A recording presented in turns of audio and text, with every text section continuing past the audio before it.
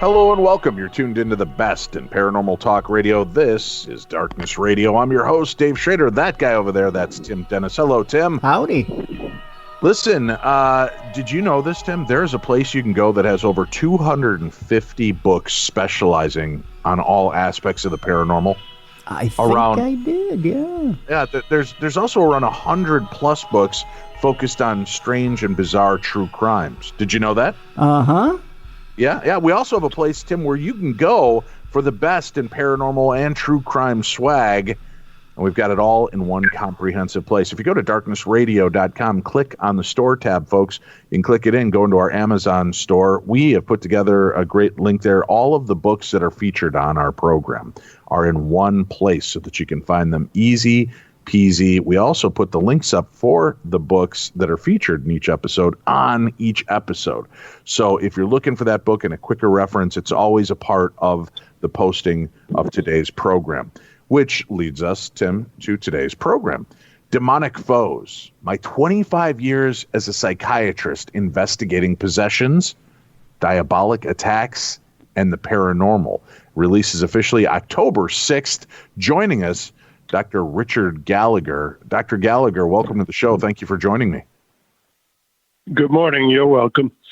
This is something I'm very interested in speaking to you about with our listeners as they appreciate a skeptical approach to some of these stories of possession and the demonic and diabolical and what truly exists. And the fact that you, as a psychiatrist, focus on investigating these claims and what's going on is really refreshing and exciting to see somebody with a true degree in this taking a hard case look. How long were you practicing before this became something that interested you or you realized this definitely needs a deeper look than just dismissing as a mental illness or issue that they're going through? Well, I had been a psychiatrist, and I had pretty good training. I trained at Yale in psychiatry, and after my residency and a postdoc fellow there, it sort of fell into my lap because there was a priest exorcist who, I think he knew I was a Catholic, which I am, and he had sought out my opinion about a case. We worked on that case for a while. It was, I felt unequivocally, a demonic attack, and he kept sending me cases. So I tell people that I didn't volunteer. I was really just helping out this particular priest and his compadre, who was another American Catholic exorcist.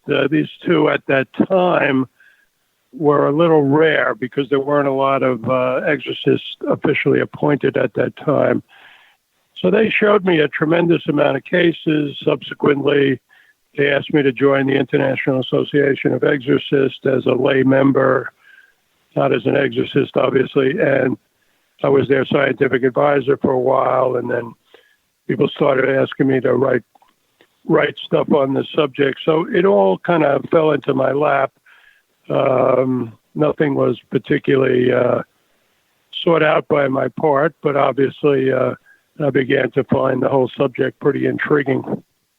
Well, let's talk about that first call when this priest reaches out to you. Do you go into it with the concept of this is most likely a mental illness, something, or were you open to the concept of a darker force influencing this person? Well, I was a pretty mainstream trained physician and psychiatrist, and I certainly thought that I was probably unlikely to see anything like this, and that if there were cases of demonic attack, and remember there's a variety of demonic attack, for all practical purposes, mostly both what we call possessions and oppression, though different people use different language. But I really didn't think I would I would see that sort of thing, and I presume that quite a few of the cases over the centuries, because this has been reported in all cultures in all centuries, I believe that that was often and maybe exclusively, practically, mental disorders or other phenomena that had some kind of naturalistic explanation. But I quickly became aware as I increasingly saw cases, including that first one, that these were not psychiatric, and they were essentially non-material, I guess is the best way to put it. There was a realm of that stuff that existed. Most of those type of attacks are rare. Well, what was that like? Truly existed. What was that like for you in the first case, to hear what's going on and then to actually confront it and see it firsthand? What tipped the scales from you from being a psychiatric issue to, oh my gosh, there's a demonic force at play here? Well, that particular first case was not a possession. It was what we in the field called an oppression. So it's not like the evil spirit or spirits. It's often all confusing.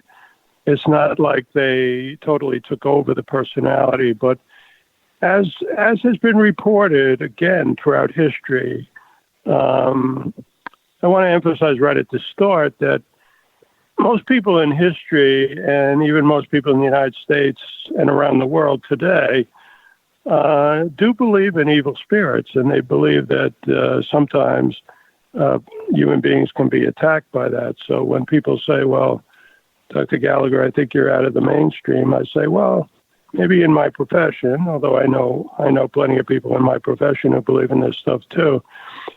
I don't really think I'm historically out of the mainstream. So I saw this woman, and essentially she had bruises all over her body. And she and her husband, very, very, very sweet people, claim that she was getting beaten up by spirits, and that this would just happen, and the husband would stand by helplessly as he saw these bruises appear on her body. And that was mostly what she suffered from. It was pretty exclusively, and we would characterize that not as a possession, but as an oppression. And we did some tests on her. I am a not only a board certified psychiatrist, but I'm an academic at this point, full professor. And I basically was being asked by the priest to rule on the issue. Could this have been some strange medical illness? And I had to conclude that she didn't fit any psychiatric or medical category. And that's really what I was, being asked to consult about. And the priest, I remember distinctly saying to me, well, that's what we believed, because we believe she's being attacked by evil spirits. I sometimes put it this way to people. I say, well, a number of these people who've I seen over the years, and it is true that some of them are just psychotic or something, but the ones who have these unexplainable conditions by naturalistic medicine alone, they are absolutely being attacked. And they're being attacked by something, for all intents and purposes, is a non-material spirit.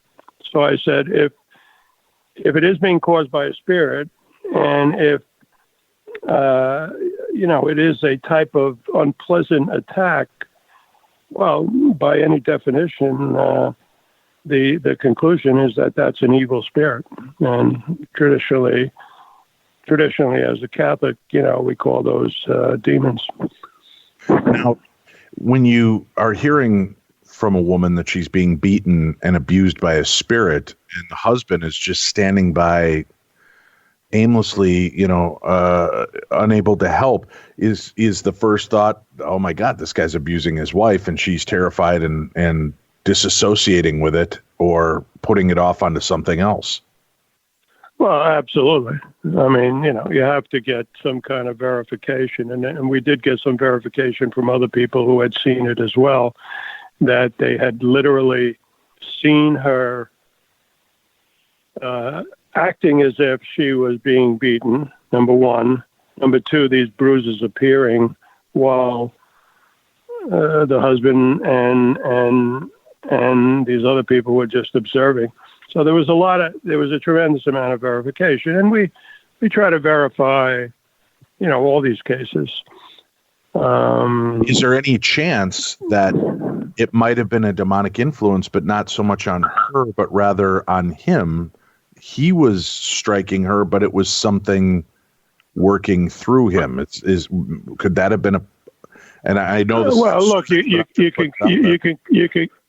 can come up with all kinds of hypotheses, and there's some people who they could observe a levitation and say, well, there's some strange power of the human mind or somebody attacking her, some other human being. But look, you have to take the total evidence. She was a very good person. In fact, she was a very charitable person. And some people get attacked by spirits because they themselves have gotten involved in occultism or something nefarious, something evil, something Christians would call very, very sinful. But there are other people who get attacked actually because they're very good people.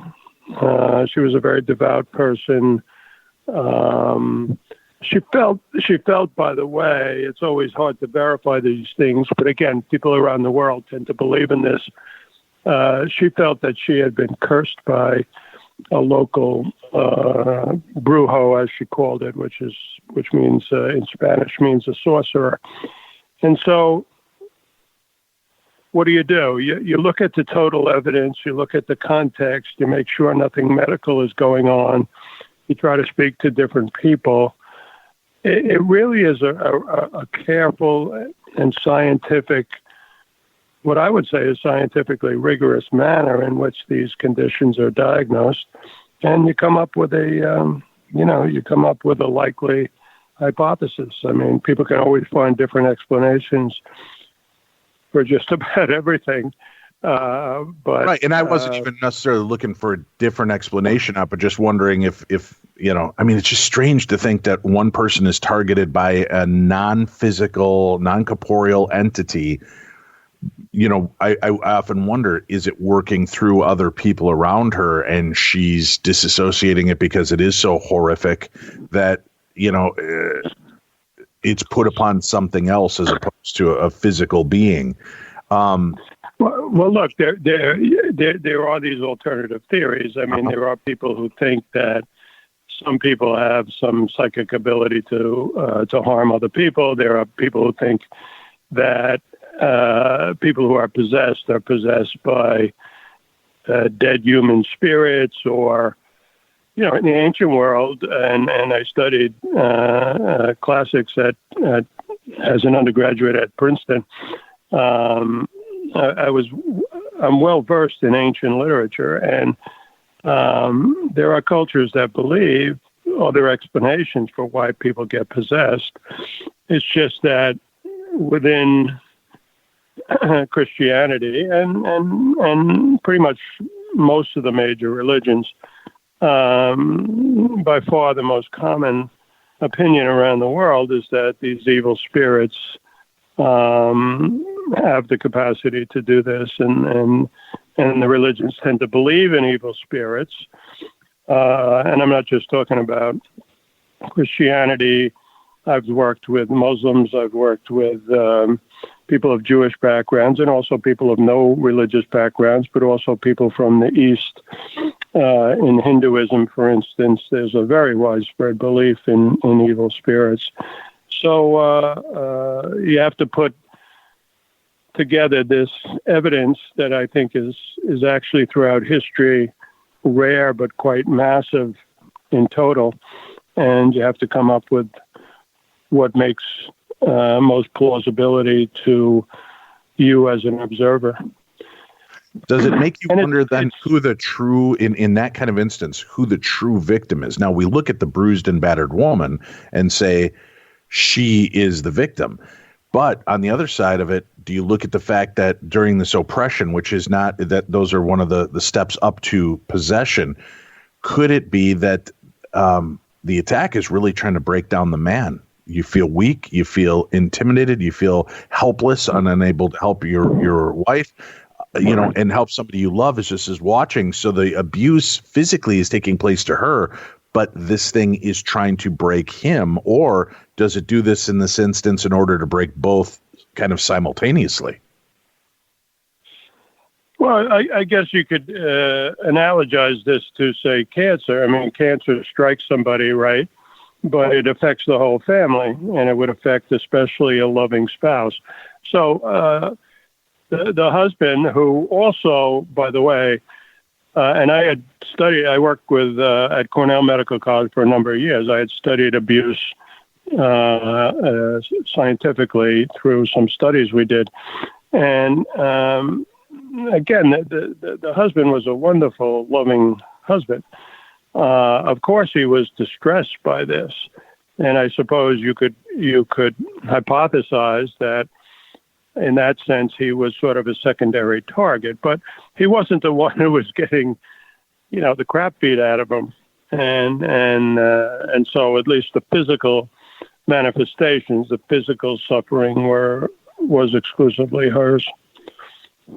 Now, the concept of the demonic or the or evil, something diabolical in nature that exists among us and is doing this, why do you believe it singles out specific people? Why is it something that doesn't, get an entire block, an entire neighborhood, or, the entire family all at once? If it's truly that strong of a force, you would think that it would have much bigger influence.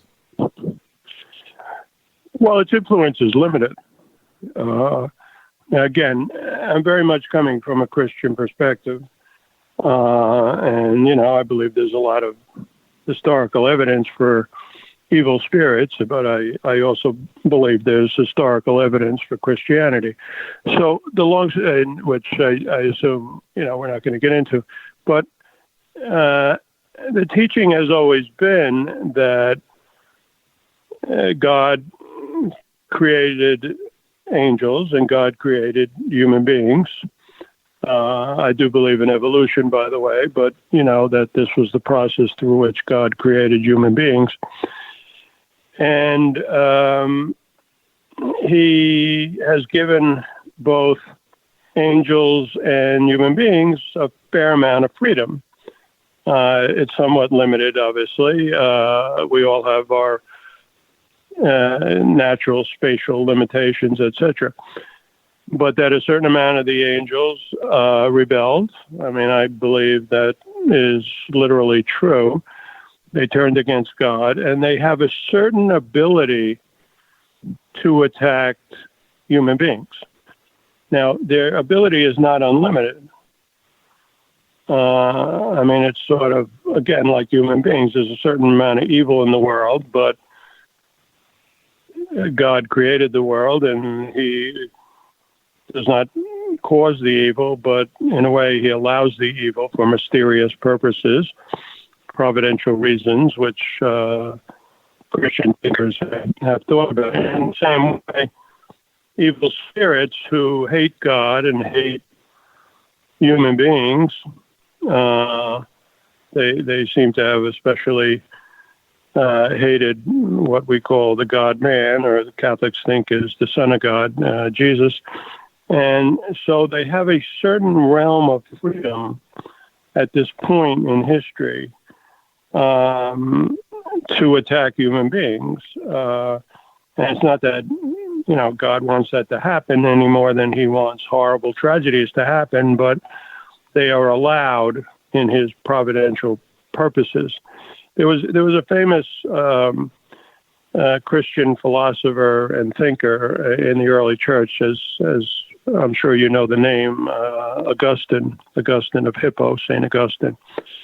And he really was a very interesting, prolific thinker. And he was also an exorcist. In fact, he was a bishop. And he said, in encountering these cases, which again, I want to emphasize, some people see the devil everywhere. I don't. I mean, these particular cases are rare. Having said that, Augustine of Hippo said, if it weren't for God's protection, including through his saints and stuff like that, the demons would do far, far more harm. In fact, it was his opinion that they would kill us all. And I used to think, this is kind of some kind of early medieval superstition. But when I've seen the number of cases that I have directly, and of course I read about them, and I also, as a member of the International Association of Exorcists, I'm now the longest standing American member. I've heard these stories from literally hundreds of priests. So when people say, well, Gallagher, why should I believe you? I say, look, I present in lectures and stuff the evidence. I wrote a book presenting the evidence, but that's my job. My job is not to convince you. My job is simply to present the evidence. And if you don't believe me, there's several hundred exorcists in this organization, let alone, throughout the world, many other people who set themselves up as exorcists. Obviously, in America, there are still more Protestants than Catholics, and there are many Protestant exorcists as well. I said, just talk to these people. You don't have to take my word for it. The evidence is quite massive if you really look into it. Do people, I know you said that it's kind of broad scope of people that are affected by these things, religious and non-religious, in facing a being like this, or facing this kind of evil, what type of, obviously priests have quite a bit to go through, but what type of protection do you take for yourself going in to not expose yourself to something? And have you ever had a flashback like that, where, or not flashback, but splashback maybe, where involving yourselves in these cases, the forces have tried to influence or hurt you? Well, I've never been directly, overtly affected. And I would like to think that it's because I do keep up my own spiritual life. I have a lot of friends and colleagues, people praying for me. They feel I need protection, as your question implies. And I do think that is been sufficient. You can't go into this just sort of out of curiosity. As we know, curiosity killed the cat. I have a friend who he consults. He's a Christian believer like myself, and he consults on a lot of what might be the third major category of demonic attacks, in addition to possessions and oppressions. He consults on a lot of infestations, and so a lot of the Hollywood paranormal shows, seek out his advice. And he feels that a lot of people who get involved in this sort of stuff without a spiritual preparation or background do get attacked. So your question implies, I think, a real sound topic of exploration, because many of the great saints of the church have said, as long as you are spiritually prepared, you really have nothing to fear. And I guess I basically do believe I have nothing to fear, but one never wants to go into this work with a cavalier attitude. Has this first case, obviously the bruising, things that just physically couldn't be explained. What have you seen in the nature of actual supernatural occurrences? You know, I mean, movies always make exorcisms and possessions, you know, to the extreme length, the most heightened aspect of it, right? Head spinning, crawling backwards, vomiting, you know, violently across a room, cursing, swear, all the strange stuff. What have you physically seen that seems otherworldly aside from just bruising that appears out of nowhere? Well, you know, Hollywood has often been in touch with me, by the way, because I have so many of these stories, and I've been willing to be public about them as a professor of psychiatry. They do make sometimes sort of entertaining, sometimes poor movies, and they often present this whole subject in a very distorted, over exaggerated, sensationalized way.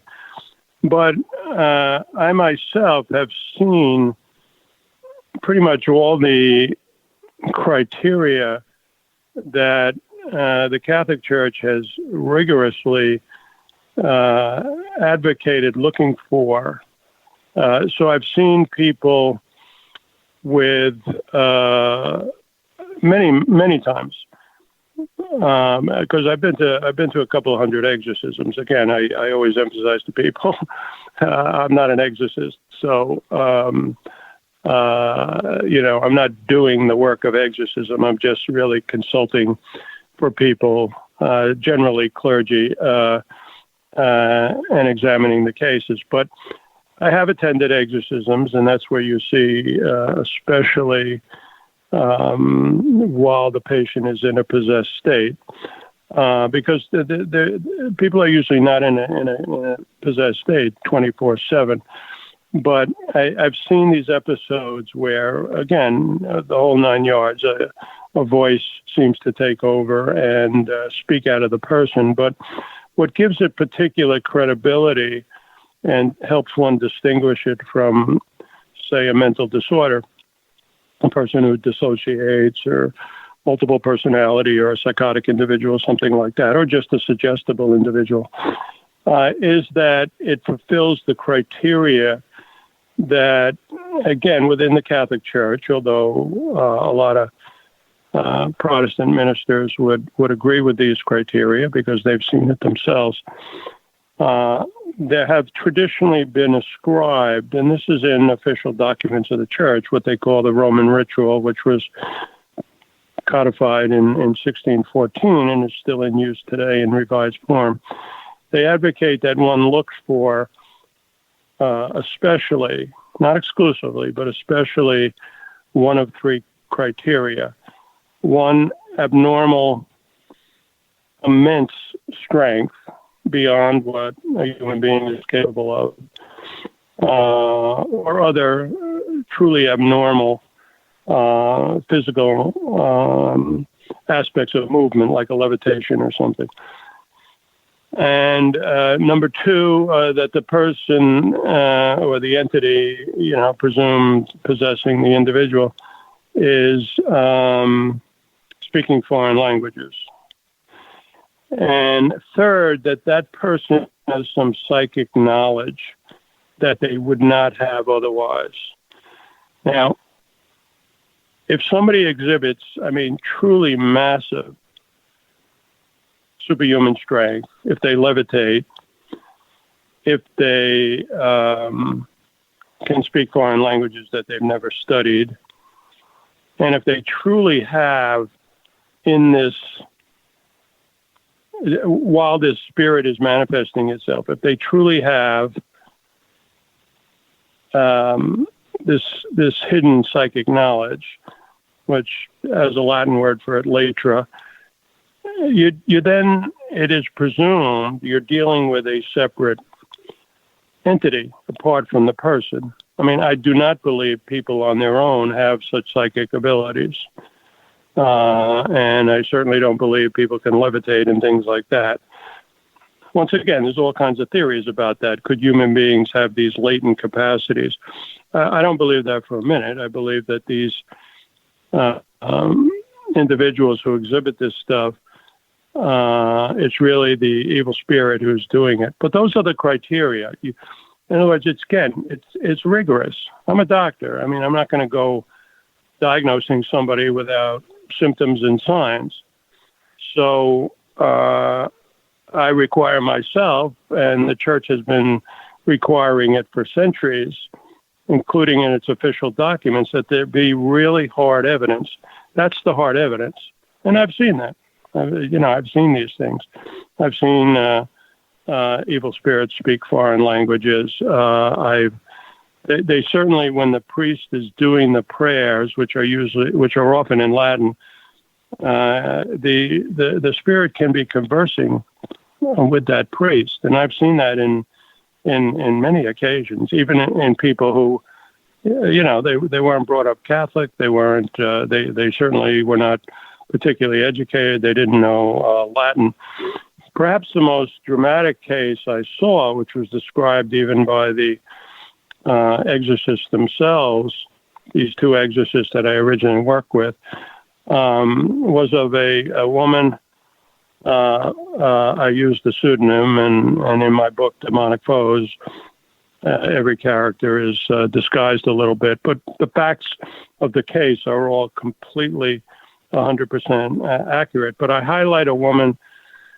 You can even apparently Google her in the internet now, because I gave her the pseudonym of Julia. And Julia was a member, and she described herself as a high priestess of a satanic cult. As with possessions, I don't see cults everywhere. I studied abuse and memory, and I realized some people sort of imagine or exaggerate the impact of satanic cults. They're not in every neighborhood. But Julia was the real deal. And Julia, not only during the exorcisms, I must say, because I'm very honest in the book about what I saw and what I heard from. I heard from about 9 people who went to her exorcisms. I don't know any of her because I'm kind of a busy guy. And she levitated during the exorcism. 9 people swore to me that happened. She spoke foreign languages, including European languages and Latin. She had such strength that literally, even though there were, 3 women and about 3 men holding her down, these people were exhausted because she went on like this for a couple of hours. And interestingly, she was so heavily possessed that even outside her states of possession, she had psychic abilities, which she herself believed came from evil spirits, and she herself was a devil worshiper, and she felt that she had that power through Satan himself. And I observed that on numerous occasions. I mean, she knew how my mother died without my having told her. When I first met her, the priest, somewhat inexplicably to me, I was actually quite annoyed that the priest, who had also introduced me to that first case, brought her to my house. And I said to him afterwards, Father, how could you bring this Satanist woman to my house? But the night before, my wife and I were in our bedroom, and we always had pets, and our 2 cats went berserk. They were rather placid cats, but they started clawing and fighting each other, to the death practically. And we said, well, what got into the cats tonight? So when the priest brings her to the door of my house, this woman that I'm calling Julia, again, not her real name, she says to me, first words out of her mouth, hello, Dr. Gallagher. By the way, how'd you like the cats last night? I'd never met this woman before. Wow. Now, and there were other stuff like that too, which I describe in the book. Did that, I mean, I understand that you have a strong faith and a belief in science as well, but when somebody starts talking to you about the death of your mother, knows what happened to your cats, knows these things are taking place, and they're kind of flexing this knowledge, has it ever made you pause and think, you know what, maybe as much as I'd like to help, maybe this is something I just shouldn't be involved in? Well, yeah, I've certainly had that feeling from time to time, sure, and especially in this case. But look, you persist. People are asking for help. I mean, people, when they say to me, well, why would you get involved in this sort of thing?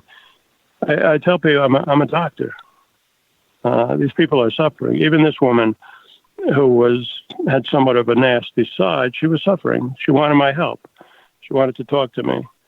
The church often requires that these people get evaluations. I spent my whole life trying to take care of people who suffer. So just because this is a controversial subject or diagnosis, am I just supposed to abandon these people? So who's going to help these people? So that is my attitude. And yes, I do feel, I suppose, a little protected. In terms of this woman, Julia, again, there were multiple incidents. And again, this stuff is not so unusual. I mean, you can talk to, 400 priests of the International Association of Exorcism. They all have some of these stories. I may have more because, I've seen cases from so many different areas, and often these exorcists are confined to their areas. But I'll give you another example. The second exorcist with whom I spent so much time during these early years, both these exorcists are now dead, unfortunately.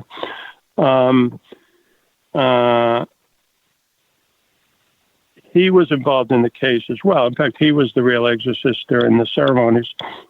And Julia says to me one day, I can see him. And, they were about 70 miles apart at the time. He was at his home and she was in my area. We had quite a few conversations together. And she said, I can see him. And I said, well, what do you mean? That's impossible. She goes, no, I have this ability from Satan to see people from a distance. And, Mr. Schrader, I think you're an educated guy, and you've talked to a lot of people who have had paranormal experiences. You know that some people claiming paranormal abilities talk about the idea of having remote viewing. And this is really essentially what she was describing. She said, I see people from a distance by the power, in her belief, by the power of Satan, in my belief as well. And I said, okay, so smarty pants, tell me what he's doing. And she said, well, I can see him walking along the beach near his house. I said, what does he look like? Well, he's dressed in khakis. He has a blue windbreaker. So I called him. I called him on his cell phone. And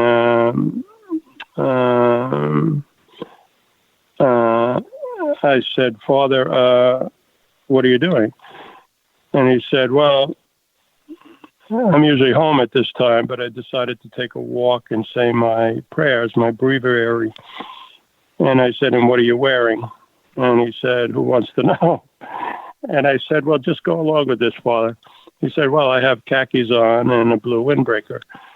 And I said, I'm here with Julia, this possessed Satanist. And she told me that was the case, even though he said, well, normally I'd be home at the time. She had no way of knowing I was going to take a walk, let alone what I was wearing. He said, but it doesn't surprise me because this is what some of these Satanists and possessed people are able to do. Although, again, it was unusual that when I was talking to her, although I did see her in a possessed state a few times, she was not in a possessed state at the time. She was perfectly coherent, and she didn't have any psychotic illness or something. So she had that ability. Two other incidents that I highlight in the book. Well, we'll cover those in a second. We have to take a quick break. Stay tuned, folks. Demonic Foes. My 25 years as a psychiatrist investigating possessions, diabolic attacks, and the paranormal with Dr. Richard Gallagher continues right after this.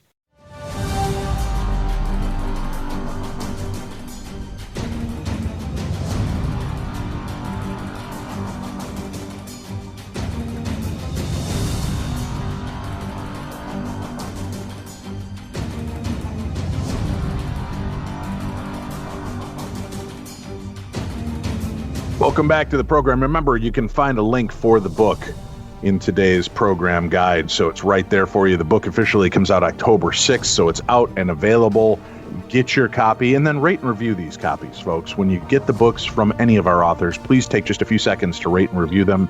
It does help them so that they get a higher profile on places like Amazon and other retail booksellers, wherever you may purchase your books. Speaking of rating and reviewing, please make sure you rate and review our program now that we're here on our new home and it is available through many different facets. We want whatever way you're listening to rate and review the program. Let everybody know about it. Help spread the word of our change and the program as well. So thank you so much for doing that. Demonic Foes, that's the name of the book. The author and experiencer of these remarkable stories, Dr. Richard Gallagher, is our guest today. All right, Dr. Gallagher, just before the break, you had a few more instances that you wanted to share with us. Please, feel free. Well, I was mentioning that I highlight the story of this satanic high priestess, Julia, who was, in the words of the very experienced exorcists who were working with our two of them, who became actually close friends of mine. So I heard about so many stories as well as witnessed some. Even they described this as a once-in-a-century case. Because if you think about it, she was a Satanist. She was open with me. In fact, she gave me even permission to tell her story. And she also was very scared about leaving the cult. She felt she would be punished. So I got involved in trying to assess her.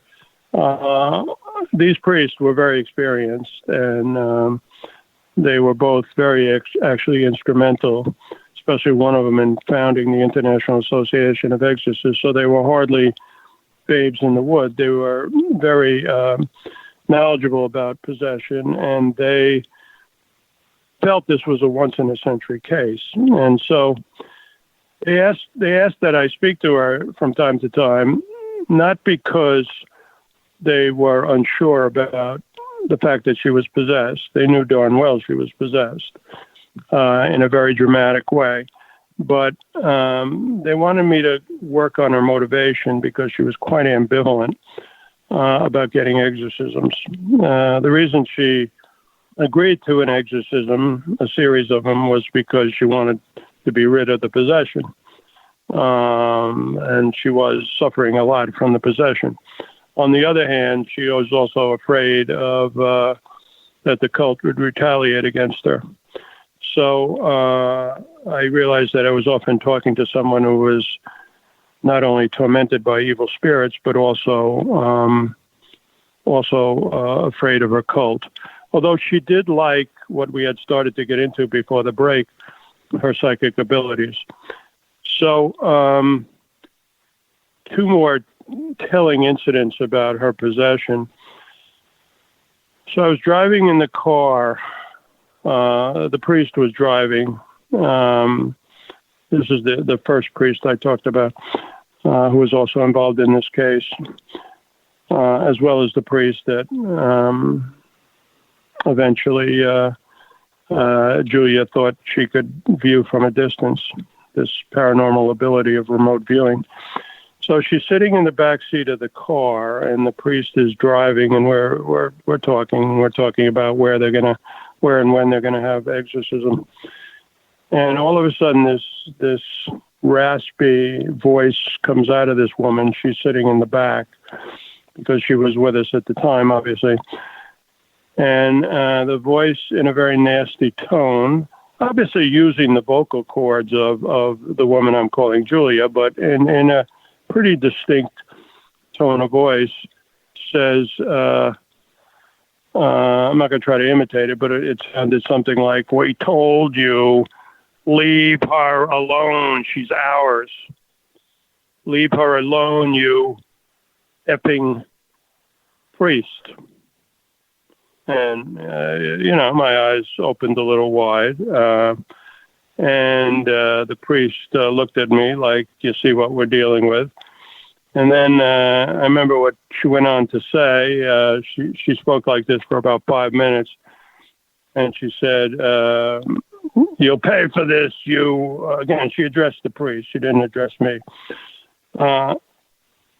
"You'll pay for this, you monkey priest." I remember her using that phrase a couple of times, monkey priest, because it must be what evil spirits sort of think about human beings. It's always been taught in theology that they're much smarter than human beings. This is why they know languages, and they've observed human beings since the dawn of history. And they sort of think we're kind of animals and stupid and presumably something like evolved monkeys. So the hostility was very, very powerful. And eventually the voice stopped. The woman, Julia, came out of the trance, and she had been in a trance at that point, using a term. By that I mean her consciousness was submerged, and she looks at us and she said, because we were in a different area, we had been driving. She goes, "Where are we? What?" I didn't notice. We went from the town where we were to a rural area. So she had been completely unaware of that whole 5-minute diatribe. You asked before about whether there was sort of spooky elements to this, and of course there was. To me, the spookiest thing I think I've ever experienced was I was on the telephone, and this was a landline with I'm calling him the first exorcist that I talked about, 2 of them being involved in the case. And he was asking me if I could come to the next exorcism. I never did make any of our exorcisms, although I've been to a couple of hundred of them just as an observer.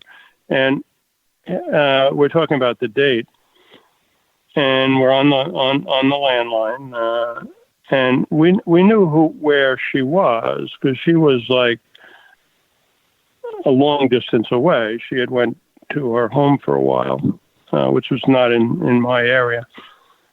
And I'm talking to the priest, a perfectly normal conversation, and that same voice that I had heard in the car comes in over the phone line.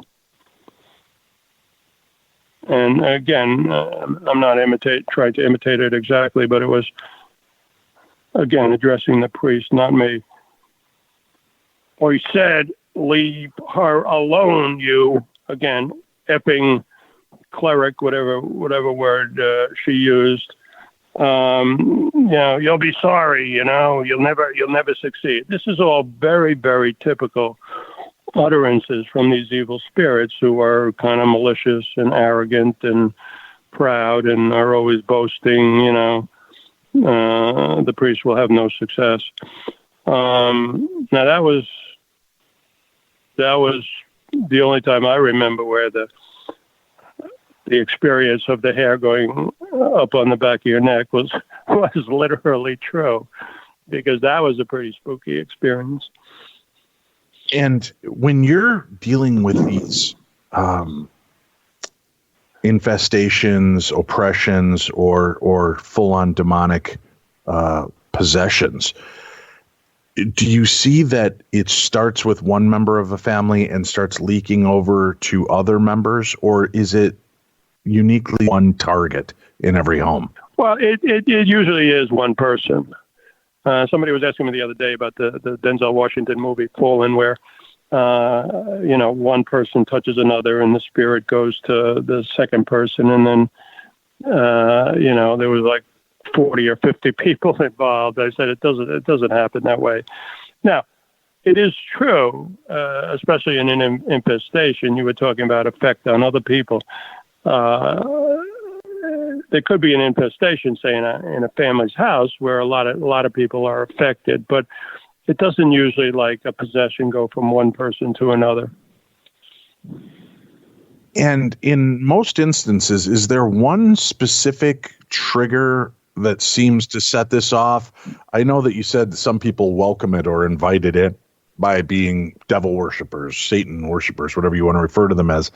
But are there other aspects to these type of cases that were surprising to you, of how they got attached or how their battle with this began?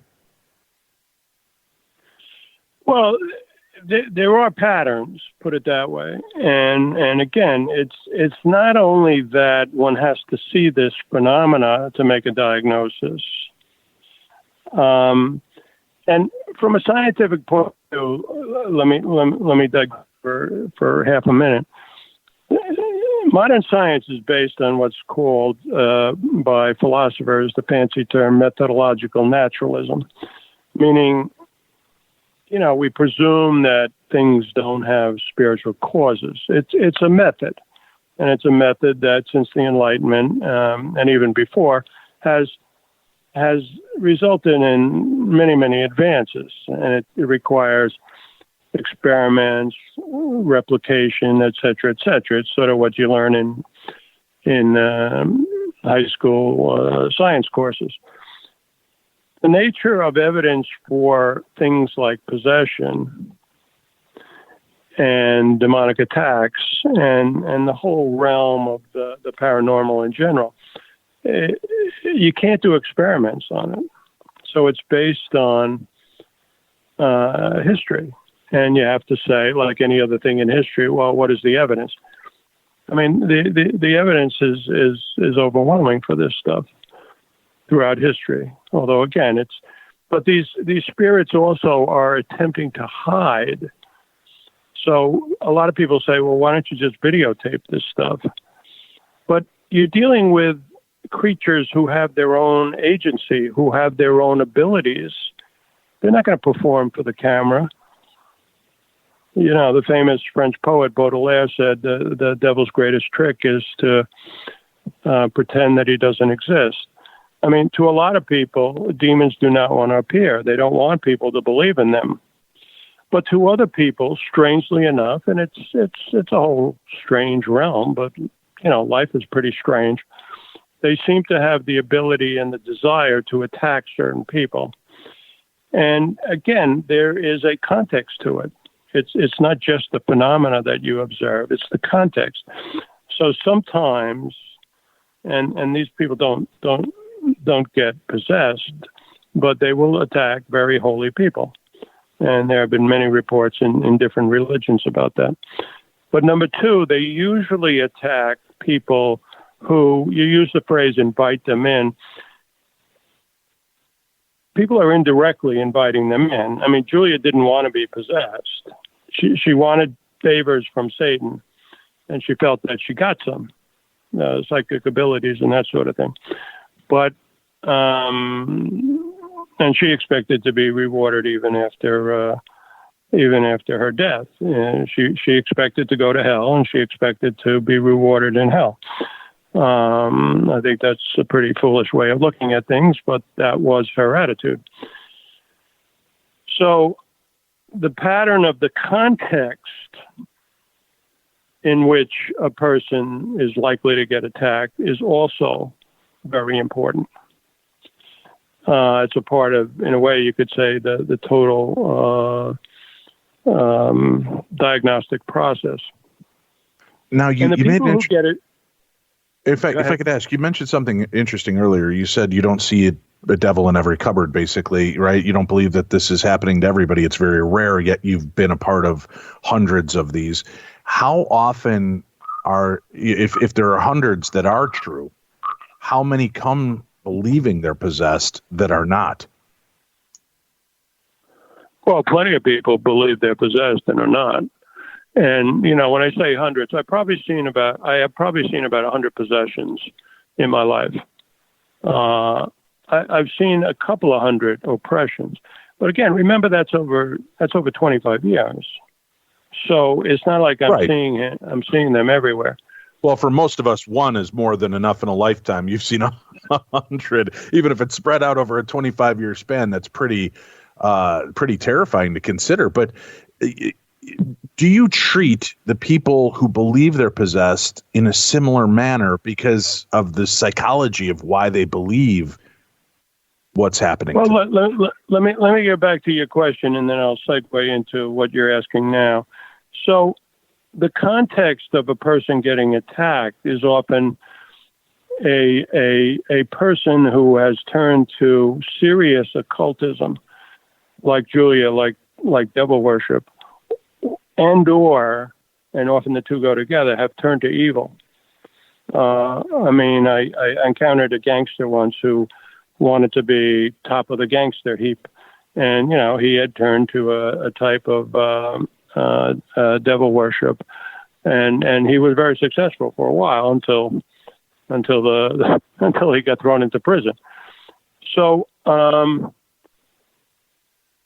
Look, there's a variety of reasons that people can get possessed, but it's usually turning to evil and the occult. And so to get back to your more immediate question, these people differ. These people differ, and they have different motives, but that is usually the most common factor of a possession. Not necessarily of an oppression, because even that can even happen to people who are really trying to be very good people. Although a lot of times those people will have been trying to lead a good and holy life, but had been involved when they were younger in some kind of, minor involvement with occult stuff, going to psychics and stuff like that. The Bible condemns all that kind of stuff, channeling spirits and mediums and all that in the strongest terms. And there are a number of people who go to that, then they kind of, even if they renounce that stuff, they then get in over their heads and get attacked. But what I'm saying is the average person, is not going to go to bed one night and then wake up possessed. It's usually has to be something more dramatic than that to make them possessed, or to have, in some way, yes, to answer your question, in some way, yes, invited the demon in, although it's not like they expected the negative consequences,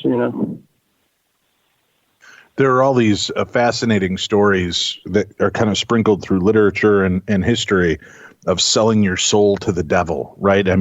We talk in the music realm of the 27 Club, hundreds of musicians who all seem to explode into fame and then are gone by the age of 27, by their own hands, by accidents, by drugs, by suicide. Do you give any stock to something like that these contractual deeds take place and that they are, when the time to pay comes, there's quite the reckoning? Or do you believe that that's just the stuff of Hollywood? Well, I think you'd have to make a distinction. There are plenty of young people, maybe very talented, and they may or may not be involved in the occult. That is true that a certain amount of people do get involved in the occult. But a certain amount of talented people they hit it big, and then they, for different reasons, they get self-destructive. So I'd be a little reluctant to say that I think that's a very common thing, although I don't think it's non-existent. And I do know that, I know very well because I've talked to people who have literally told me that they've made a bargain with Satan, and in effect, given adherence, allegiance to Satan in return for favors. So, your speculation that there may be more of those people than we think of, it's not outlandish, although I think it's like so many of this stuff, like people who see the devil everywhere, possession, Satanism. I mean, there's also an exaggerated description of such phenomena. I mean, I know many psychotic individuals who tell me stories of Satanism or evil spirits attacking them, and they're just disturbed people. But again, to underscore your point, there are people who have told me they've given their allegiance to Satan, gotten something out of it for a while. Otherwise, why would they do it, right? Because they think they're getting favors out of it, just as Julia thought she was getting favors. And Julia, in some ways, enjoyed the nefarious life of the cult, but she paid a very, very heavy price.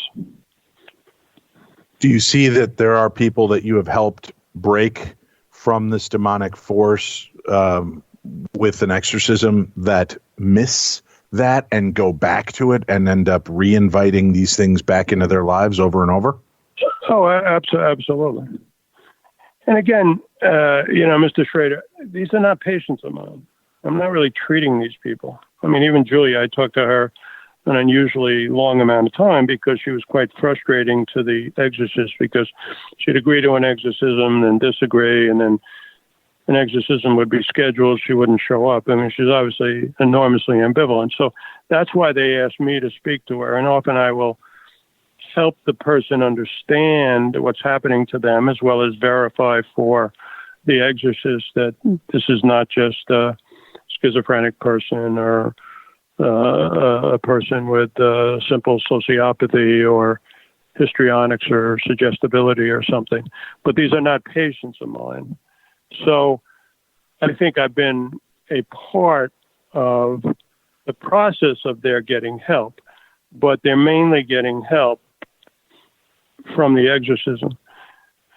But when I say they're getting help from the exorcism, I mean, you asked about Hollywood before, Hollywood exaggeration. What Hollywood also gets wrong, in addition to exaggerating stuff, is that Hollywood acts like it's all about the exorcism. And it's not all about the exorcism. Prayers in general are helpful for these people, as they're helpful for all of us. On the other hand, the person has to work at it. An exorcist is not like a witch doctor. The typical image of a witch doctor is you go to the witch doctor, he does some mumbo jumbo and your problem is solved. That's not what exorcism is like.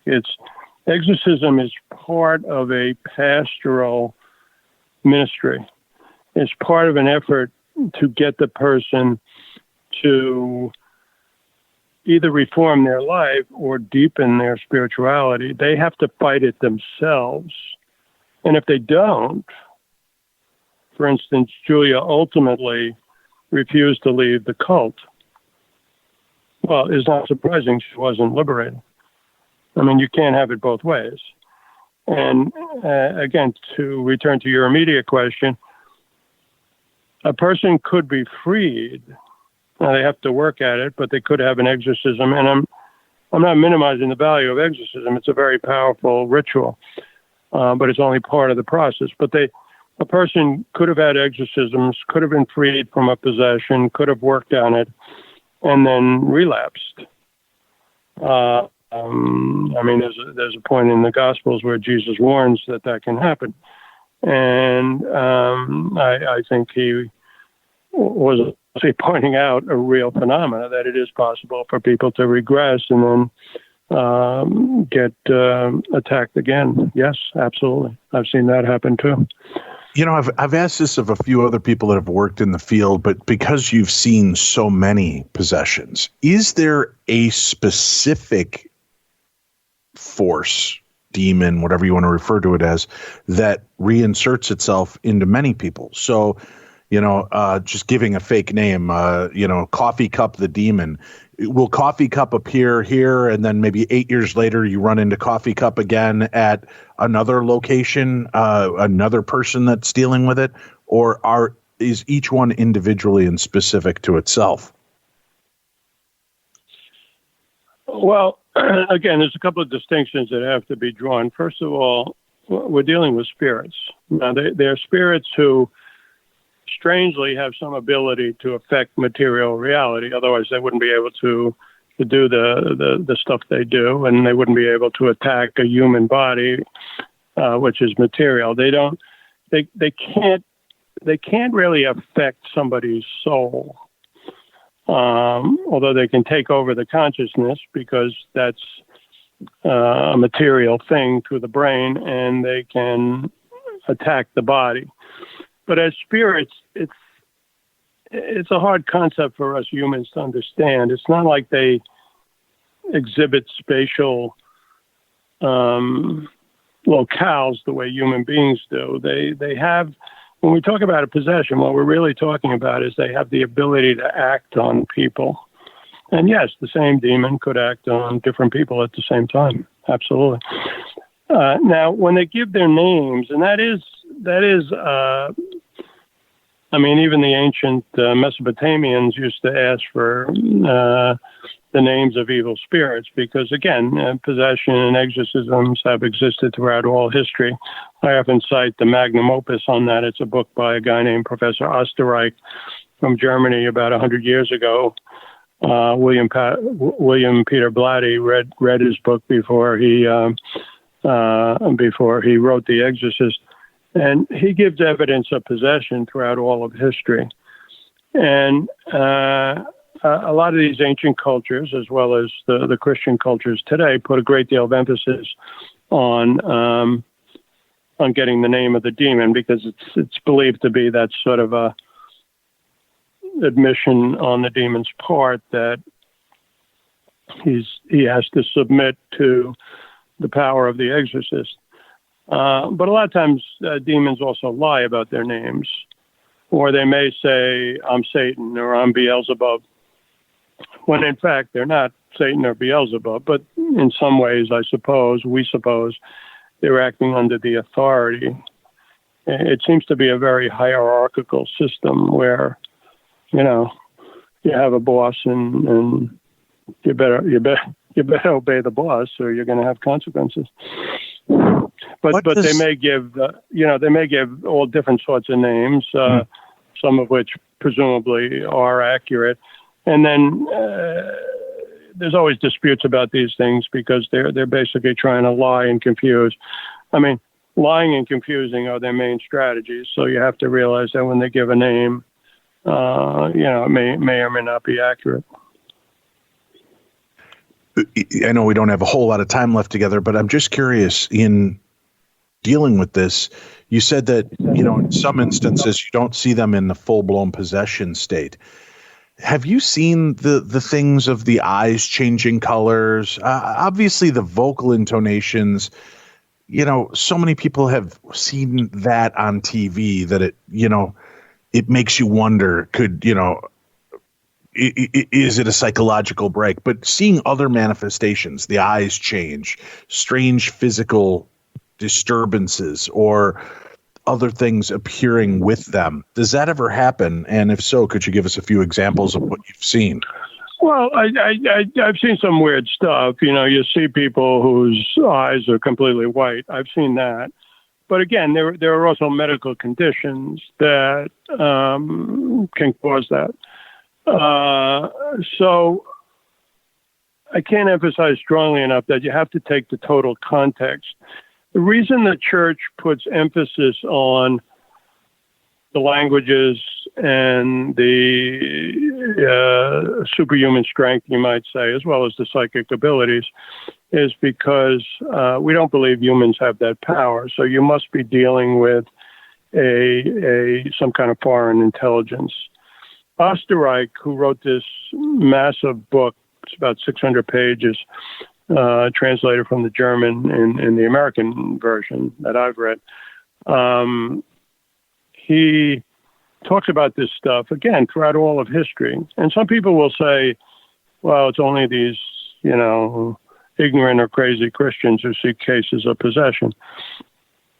There are fundamentalist Christians who exaggerate and see a possession everywhere, but it doesn't just happen to any particular religion. In fact, when it happens to people who have no religion, but may be striving to renounce, their involvement with occultism or something, they often feel more desperate because they don't know who to turn to. Now that's interesting as well. Let me ask you really quickly on that. They don't know who to turn to. Are most churches, in your opinion, are they prepared to deal with this rise in demonic forces? Well, there are even clergy, to me, sad to say, because, if you believe in the Gospels, you pretty much believe in possession, unless you think Jesus was some kind of ignorant person or just playing along with the superstitions of the age, which, is a strange way of looking on Jesus. But there are people in Christian so-called churches who are skeptical of this stuff or afraid of this stuff or don't want to deal with this stuff.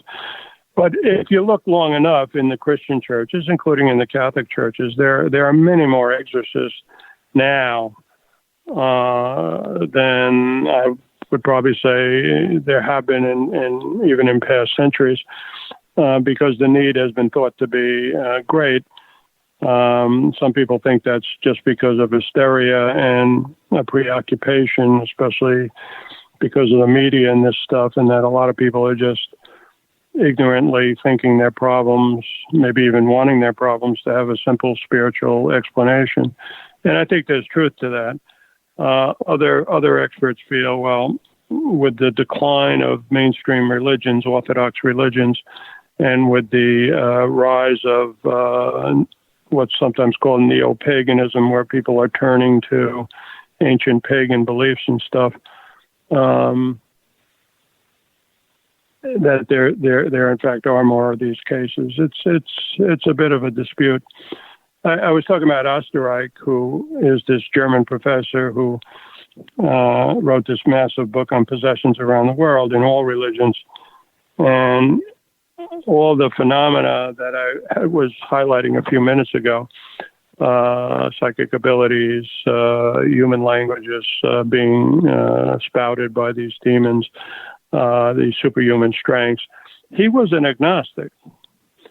He believed in the paranormal. He believed in what he called the spirit phenomena of possessions, but he never was sure about what to make of it. But when he saw some of these cases, or when he described some of these cases, he said, it brings you, whatever your beliefs, it brings you very, very close to the traditional idea of demons. What do you want people to take away from your work in this field and the things that you've seen and witnessed personally? Well, I don't really have an agenda. The Washington Post a few years ago asked for an article about me, from me about this subject, and they wanted to know what it was like for a psychiatrist to get involved in it. And I said, well, I probably should present some evidence. And they said, no, we don't really want you to present evidence.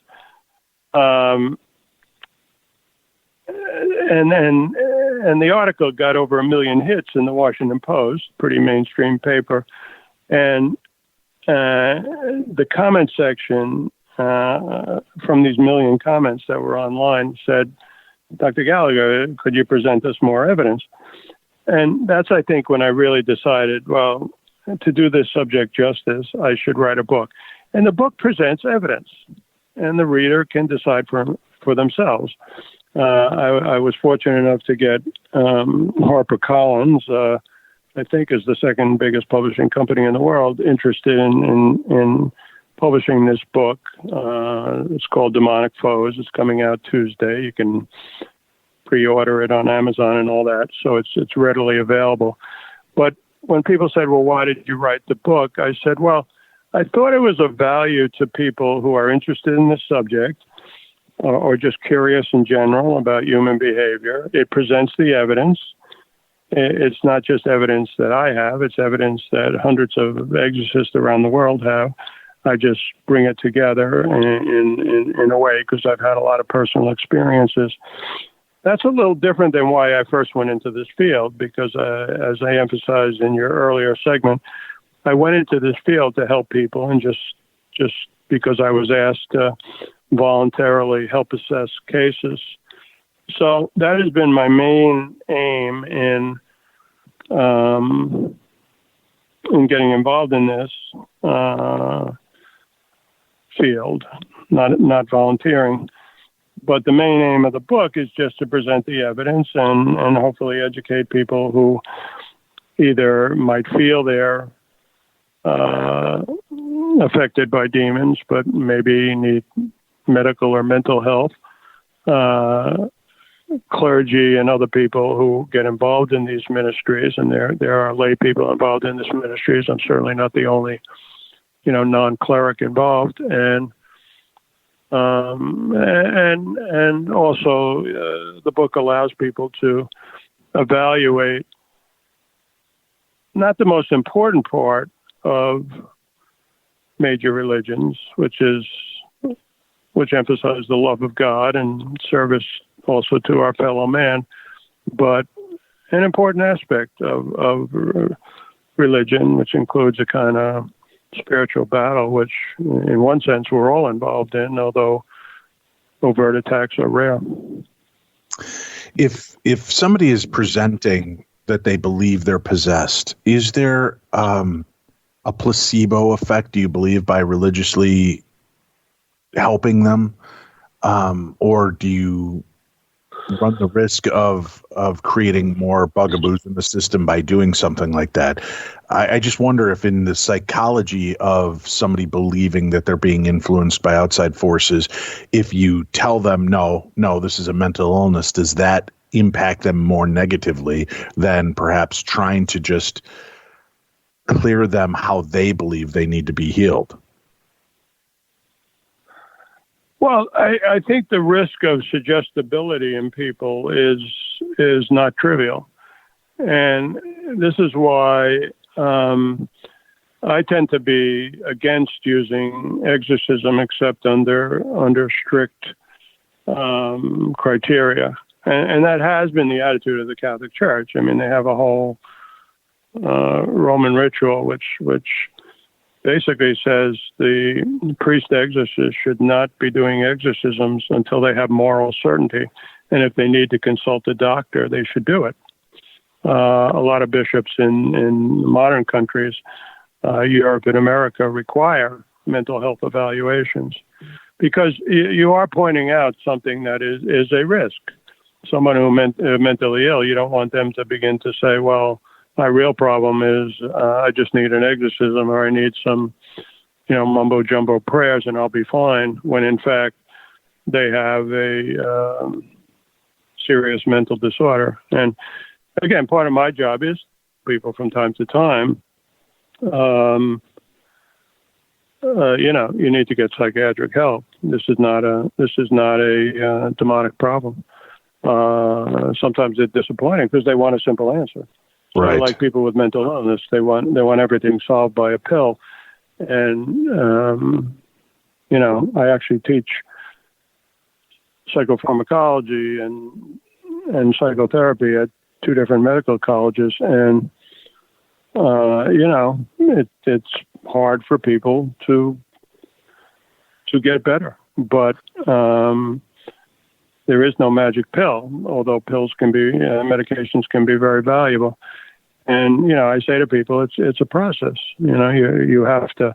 Can possession be treated with medication? No, absolutely not. Okay. Absolutely not. The only reason I ask that is, there's, we talked to some guests over the last few years regarding things like night terrors and the old hag syndrome. And they are firm believers and believe that science shows that there is something supernatural in effect. Yet you can medicate and not have it affect you. And to me, that always sounded ridiculous. I'm like, how can it, so something supernatural can't affect you because you have Xanax in your system or you have, a sleeping aid. That doesn't seem to make sense to me. You can't treat a spiritual condition with medication. You can't get at the underlying condition. And having said that, let me just finish the point, Mr. Schrader. There are people who are so agitated or get depressed from the possession or another demonic attack or get very anxious about it. And that's sort of a secondary phenomena, which you can give people relief with medication. And occasionally I'll have to do that. But the underlying spiritual problem is not going to be affected by a pill. Okay.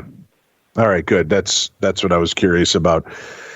Do you notice that, the psychological aspect of it, people that are prone to possession, do they have an addictive personality?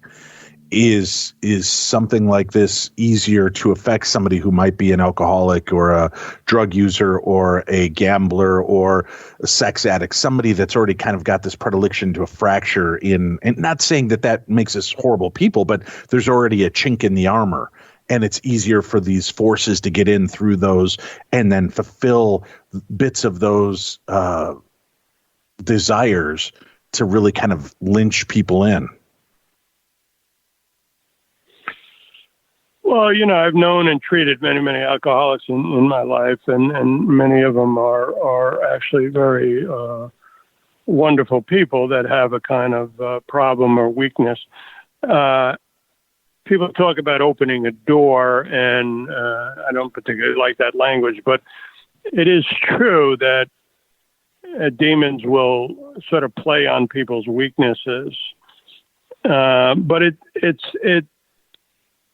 just as the help for demonic attacks is spiritual, the problem that invites it in, if you want to use that language, is it usually has to be some kind of spiritual thing. I mean, people can emphasize, trauma or substance abuse, weakens the personality and allows the person to be more susceptible. This is a quite widespread belief among deliverance ministries.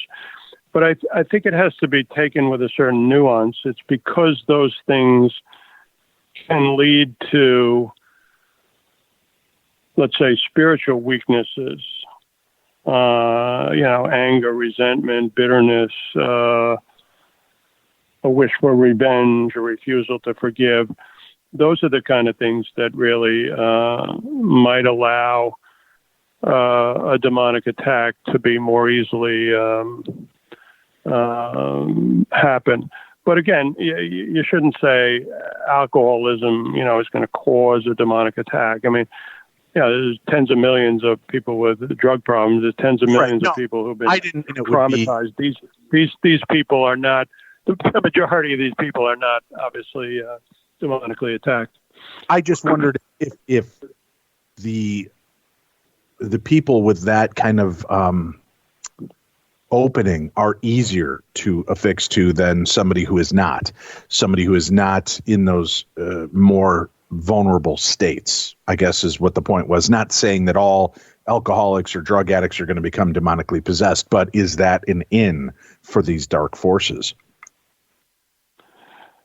Well, again, you could say to the extent that any overwhelming, human trauma or addiction or, vice of sorts, like gambling or promiscuity or something.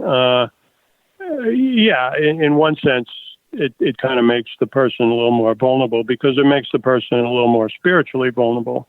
Not just because, they like to go gambling. Right. What is your advice to people that are listening to the show right now? If they believe that they're under a demonic influence, infestation, oppression or even in the beginning stages of possession? Are there things that they should test personally, or is that a dangerous aspect as well? Like, we could take an at-home COVID test to see if we have the disease. We can, we can take tests, we can push buttons at home to see if certain things fall into play. Is that a dangerous tact? Because acknowledging or even dealing with that can open you up for attack as well. Well, again, one should be careful not to, especially with very little evidence or very little knowledge, to get over preoccupied with this stuff. Having said that, if a person feels they have serious personal evidence of some kind of problem in this area, they should seek out help, either spiritual or psychiatric, depending on their belief systems. I'm a Catholic psychiatrist, and there are many Christian mental health people, as well as people of some other faiths, who have some familiarity or knowledge of this. I'm not the only one. I'm just maybe have seen more cases, or I'm willing to speak out a little more publicly. So if they can find that type of person, which is sometimes hard to find because a lot of modern mental health people are pretty skeptical about this stuff.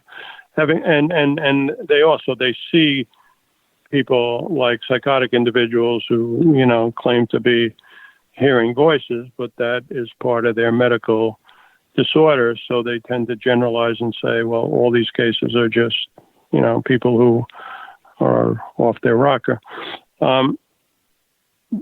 So if they can find a knowledgeable medical or mental health person who can help them, or it might be easier just to try to find a clergy person in their area. Now, some clergy will either not believe in this stuff or will eschew this stuff or feel, well, this person needs a mental health evaluation. And there's nothing wrong with a clergy working in collaboration with a mental health person. I mean, that's essentially what I do. Having said that, it may be a little hard to find a clergy too. And I know if you're Catholic, you usually can apply to the diocese and ask for a priest who's knowledgeable in this area.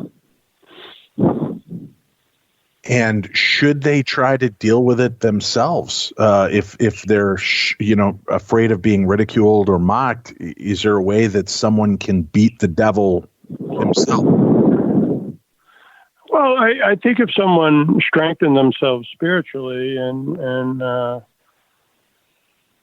do typical spiritually sound practices like pray and go to church and participate in the rituals and sacraments. I mean, that stuff is very helpful.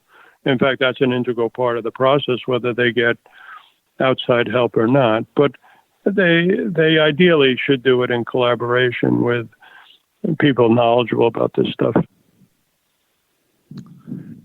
Good information.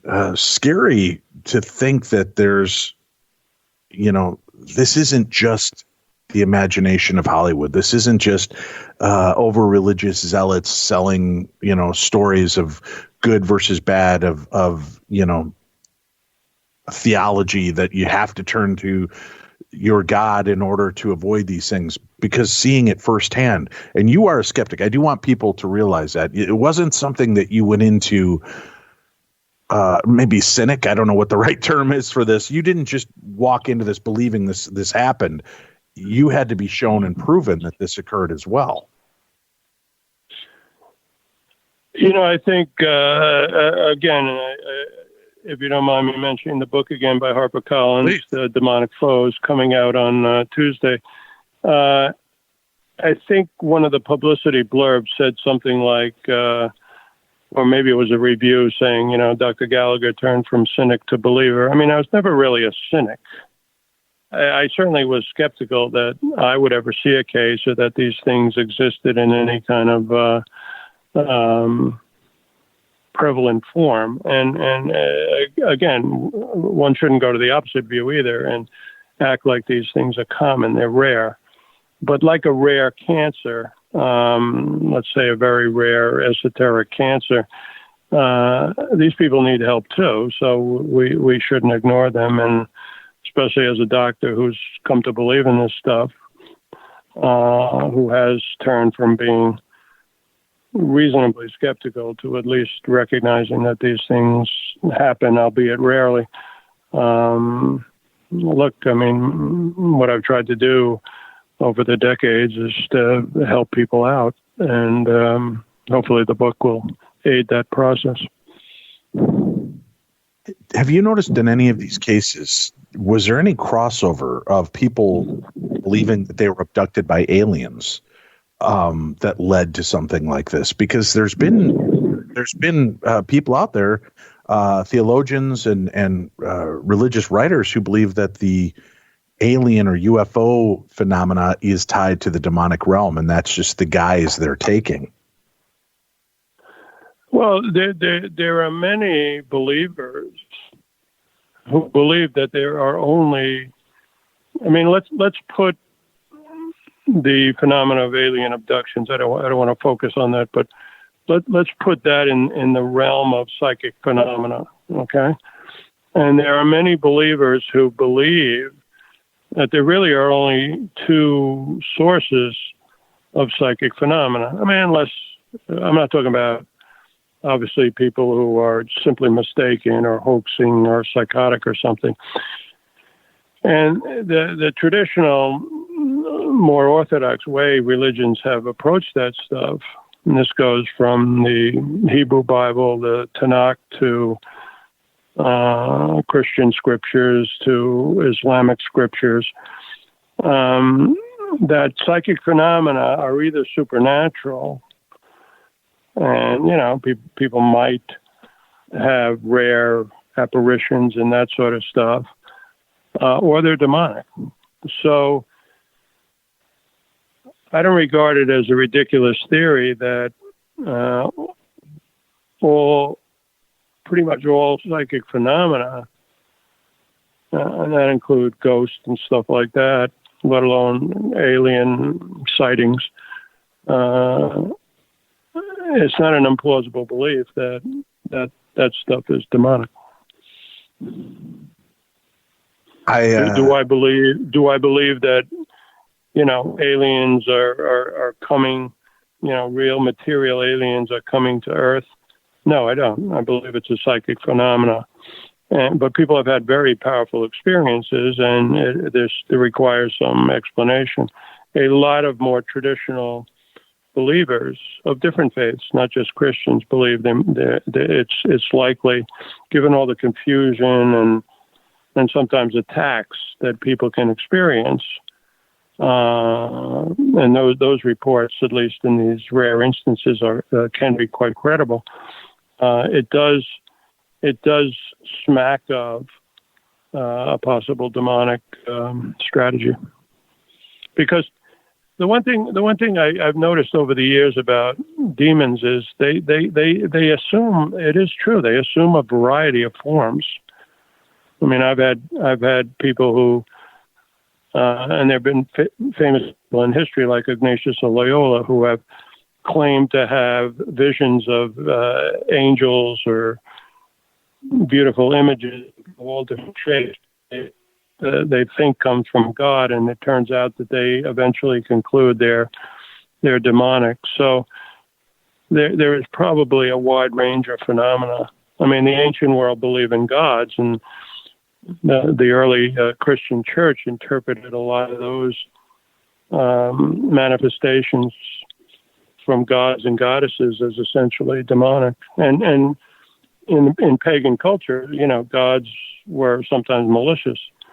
So again, it gets back to Professor Osterreich's point. Well, if people are experiencing impact of spirits, and if those attacks are negatives, you know, you're sort of not hard to conclude that you're dealing with some kind of evil spirit. All right. Great information, fascinating stories. And folks, we barely touched on on how deep this book goes. Demonic Foes, my 25 years as a psychiatrist investigating possessions, diabolic attacks, and the paranormal, officially released October 6th. It is October 8th, so that means it's out and available. You can find the link for it in today's program, so make sure that you click on it and order the book for yourself. Dr. Gallagher, thank you so much for taking these people seriously, for helping and not just, throwing the baby out with the bathwater because it doesn't fit what science believes it knows regarding. Well, and again, I see that as the mission, the vocation, you might say, of a doctor. I mean, that's why I went into medicine, just because someone has a controversial diagnosis or something that a certain segment of the population feels is ridiculous or something. People like myself are not just going to abandon these people. All right. Well, get the book for yourself. Read it. It's available on Kindle, audiobook, hardcover, and audio CD. Again, we have a link to that, so you can go in through the Darkness Radio store and get that. That's it for this week, folks. We'll be back again next week with brand new episodes of True Crime Tuesday and the best in paranormal talk radio, Darkness Radio. I'm Dave. That's Tim. And this is Darkness Radio.